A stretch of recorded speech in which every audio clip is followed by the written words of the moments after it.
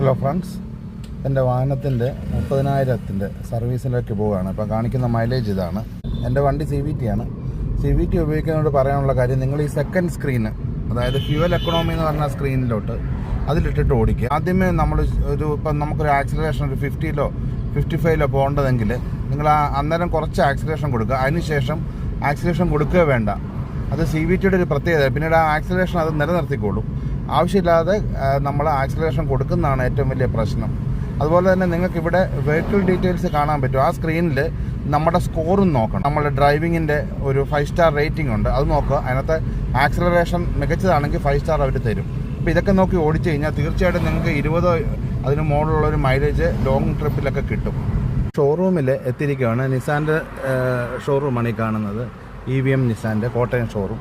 ചെങ്ങന്നൂരിൽ നിന്നാണ് ഞാനിത് യാത്ര ചെയ്ത് ഇവിടെ എത്തിയത്. എനിക്ക് കിട്ടിയ ആവറേജ് മൈലേജാണ് ഈ കാണിക്കുന്നത്.